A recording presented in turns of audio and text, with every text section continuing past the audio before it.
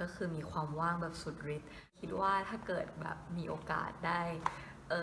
แชร์ประสบการณ์ที่แบบว่าอยู่ต่างประเทศเกาหลีอยู่มาเลเซียให้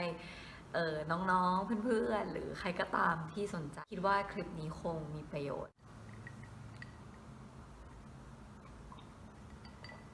แล้วก็ได้จดทุกคำถามไว้ในนี้แล้วโอเคเริ่มกันเลยใครยังไม่เคยรู้จักกันก็แจนเนี่ยได้ทุนไปเรียนเกาหลีตอนปริญญาตรีค่ะเป็นทุนรัฐบาลเกาหลีซึ่งเป็นคณะ Media and Communication ง่ายๆแบบเหมือนคณะนิเทศศาสตร์บ้านเราได้เรียนที่มหาลัย Korea University ที่เขาเรียกว่าเป็นท็อปของประเทศเกาหลีคือ Sky SKY Seoul National University Korea University แล้วก็ Yonsei University 4 ปีจบการศึกษาในปี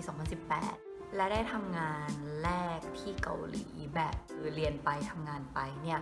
ตอนประมาณปี 3 ซึ่งเป็นบริษัทสตาร์ทอัพก็ทำงานมาเรื่อยๆจนประมาณ 2 ปีประจบกับเรียนจบก็ไม่ได้ทำงานต่อที่นั่นแต่ว่าได้งาน full time อีกบริษัทหนึ่งเป็นบริษัทคล้ายๆกันเหมือนกันคือเป็นสตาร์ทอัพดิจิตอลก็ได้ทำงาน full time ที่นั่นประมาณ 10-11 เดือนก็ตัดสินใจลาออกแล้วก็ย้ายมาอยู่ที่มาเลเซียค่ะปัจจุบันทำงานอยู่ที่สตาร์ทอัพอีกแล้วสตาร์ทอัพเทคนะคะของฝั่งยุโรปแต่ว่ามีสำนักงานอยู่ที่กรุงกัวลาลัมเปอร์มาเลเซียโอเคงั้นเริ่มที่คำถามแรกกันเลยเตรียมตัวทุนอย่างไรบ้างคะรีวิวเรื่องทุนหน่อยค่ะแจนรู้จักทุนเนี้ยตอนม.5 ซึ่งก็คืออ่านบล็อกของพี่เฟรมคุงเนาะก็แบบงั้นเราลองสมัครดีกว่าอะไรเงี้ยเราก็เลยเริ่มเขียน letter of motivation เตรียมเกรด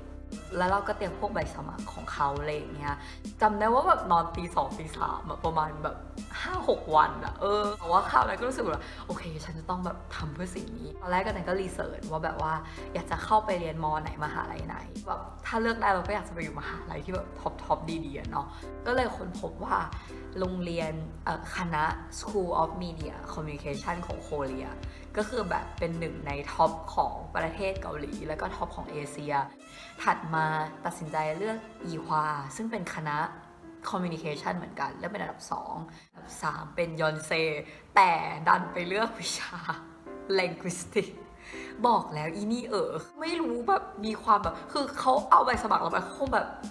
อันดับ 1 นิเทศอันดับ 2 นิเทศแล้วทำไมอันดับ 3 เป็นอย่างนี้คือทั้งที่ยอนเซก็มีคณะนิเทศไงแต่ในใจอ่ะคืออยากเข้า KU อยู่แล้วก็คือเลือกอันดับ 1ก็คงหวังว่า KU จะเลือกเราสำหรับการเตรียมตัวอย่างอื่นนะใจคิดว่ามันคือการที่แบบเราได้วางรากฐานมาตั้งแต่แบบม.ต้นม.4 ม.5 ม.4 ม.5 คือแจนไปแบบแข่งพวกแบบภาษาฝรั่งเศสค่อนข้างบ่อยคือแบบอาจารย์เรียกแบบเลือกไปก็แบบไปแข่งอะไรอย่างเงี้ยเป็นพิธีกรหรือแบบไปแบบแลกเปลี่ยนอะไรก็ได้ระยะสั้นระยะยาวอะไรเงี้ยการแบบไปเป็นวอลันเทียร์หรือไปแลกเปลี่ยนหรืออะไรอย่างเงี้ยคือเรียนพิเศษก็สำคัญใช่ป่ะทุกคนแต่แบบการไปหากิจกรรมเล็กๆน้อยๆเหมือนเป็นการแบบอัพเลเวลของเราว่าแบบเราเนี่ยเคย expose กับสังคมของต่างประเทศมาก่อนอะไรอย่างนี้จะคุยกับพ่อแม่ยังไงดีคะอยากลองยื่นทุนดูค่ะแต่พ่อแม่ดูไม่ค่อยสนับสนุนอยากเข้ามีเดียด้วยค่ะเราต้องรู้ว่าทำไมถึงคุณพ่อคุณแม่ถึงไม่อยากให้เข้าปะแล้วแต่รู้สึกว่าแบบคุณพ่อคุณแม่ทุกคนอ่ะก็อยากจะให้สิ่งที่ดีที่สุดอยากให้แบบลูกของตัวเองมีอนาคตที่ดีที่สุดเรียนกับเมืองนอกแล้วจะลำบากหรือเปล่าหรือว่าอาจจะไปเรียนเกาหลีแล้วแบบจบมาจะทำอะไรหรือไปเรียนนิเทศแล้วจบมาจะทำอะไรอย่างเงี้ยไปเรียนหมอดีกว่าไหมไปเรียนวิศวะดีกว่าไหมเรียนบัญชีบริหารอะไรอย่างงี้ดีกว่าไหมอะไรอาจจะต้องรู้ก่อนว่าทำไมถึงท่านไม่อยากให้ไปเรียนอะไรมีผู้ใหญ่หลายคนไม่เก็ตว่าแบบไปเรียนเกาหลีทำไมอะไปญี่ปุ่นดีไปยุโรปดีไปแบบไปอเมริกาดีกว่าไหมอะไรอย่างเงี้ยทุกคนมีความคิดเห็นเป็นของตัวเองทุกคนมีประสบการณ์และมีแบบความคิดว่าอะไรดีหรือไม่ดีเป็นของตัวเองแต่เขาไม่ได้มาใช้ชีวิตเราปะแต่ข้อดีของการที่แบบได้ไปอยู่ที่เกาหลีอะคือใจรู้สึกว่าสังคมมันมีการแบบแข่งขันสูงมากมากมากมีการแข่งขันสูงมากจนทำให้เราอะไม่สามารถอยู่นิ่งได้เลยเราต้องแบบเขาเรียกว่าไง work for the best แบบตลอดเวลาจริงๆอะคือใจคิดว่าการที่เราไปอยู่ที่นั่นอะคือเราแบบ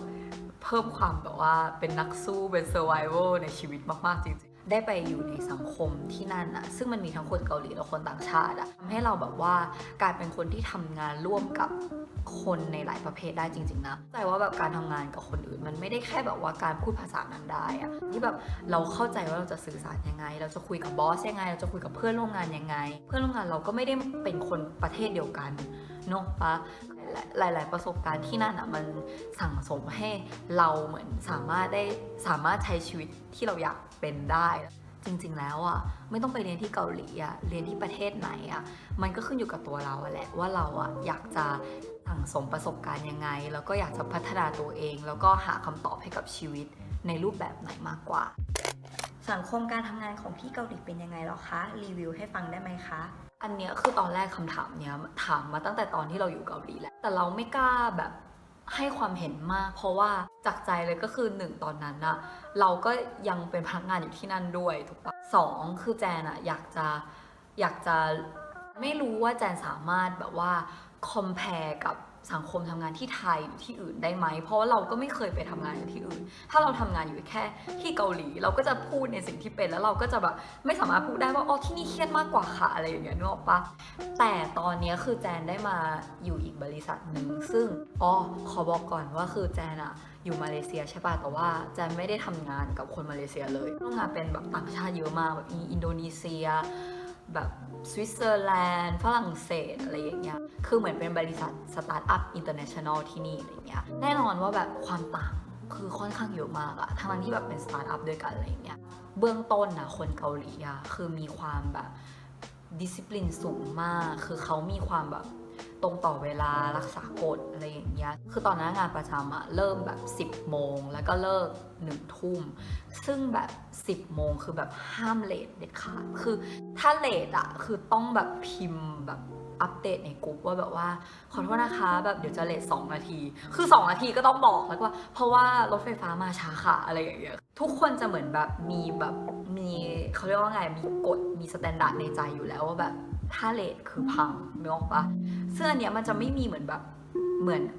ขอโทษนะไม่แน่ใจนะแต่ว่าเหมือนแบบถ้าแบบวัฒนธรรมอย่างคนไทยอะไรเงี้ยว่าเลทนี้เลทหน่อยก็ไม่เป็นไรค่ะรถติดเข้าใจได้กรุงเทพรถติดอะไรอย่างเงี้ยแต่คือที่นั่นมันแบบไม่ได้เพราะว่าลองคิดดูนะทุกคนเหมือนแบบรถไฟฟ้า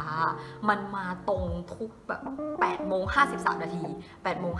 56 นาทีคือมันมาตรงจริงๆคือเซตระบบมันเป็นอย่างนั้นสำหรับการไปทำงานทุกเช้าอะเราจะรู้อยู่แล้วว่าเดี๋ยวเราตื่นเวลานี้แล้วเราไปขึ้นรถเวลานี้มันก็จะมาอย่างนี้คือทุกอย่างมันสามารถแบบกะเกณฑ์ได้เป๊ะๆเพราะว่ารถไฟฟ้าของเขามันก็วิ่งตามเวลาเป๊ะๆเนอะปะมันจะมีแค่บางวันจริงๆเพราะรถไฟฟ้าเจ๊งอะไรอย่างเงี้ยซึ่งก็จะแบบทุกคนในทั้งประเทศมันก็จะไปสายพร้อมกันอะไรอย่างเงี้ยเนอะปะการแบบตรงต่อเวลาและรักษากฎอะคือค่อนข้างแบบเป๊ะมากที่เกาหลีอีกเรื่องหนึ่งก็คือการที่รักษาความเป็นแบบหมู่คณะทุกพักกลางวันอะจะต้องไปกินข้าวในทีมตลอดถ้าไม่สามารถไปกินข้าวในทีมแล้วจะต้องบอกว่าทำไมถึงไม่ไปกินอาทิเช่นเดี๋ยวต้องไปทำธุระที่แบงค์ค่ะนายเดี๋ยวต้องไปคลินิกค่ะเพราะว่าช่วงนี้แบบไม่ค่อยสบายค่ะถ้าแบบไม่สามารถไปกินข้าวกับทีมได้คือจะมีความกดดันสูงอะเนอะปะหัวหน้าทีมก็จะเป็นคนเลือกแบบว่าวันนี้ไปกินอะไรดีนู่นนี่นั่นอะไรอย่างเงี้ยแล้วแบบถ้าเกิดเราแบบแอบไม่อยากกินเลยเราก็ไม่กล้าพูดเว้ยว่าคือตะกี้แบบว่ามีของมาส่งสั่งหน้ากากมาเพิ่มนะคะในขณะที่แบบถ้าเทียบกับบริษัทปัจจุบันที่อยู่อะคือแบบใครจะกินอะไรก็กินเลยเดี๋ยวต่างคนต่างกินก็ได้อยากไปด้วยกันก็ค่อยชวนมันจะไม่มีความแบบกดดันซึ่งเราไม่ได้บอกว่าแบบว่าอันไหนดีอันไหนไม่ดีอะไรเงี้ยเหมือนกับทุกวัฒนธรรมมันก็จะมีความคิดการปฏิบัติที่แบบเป็นแบบตามกันอยู่แล้วอะไรเงี้ย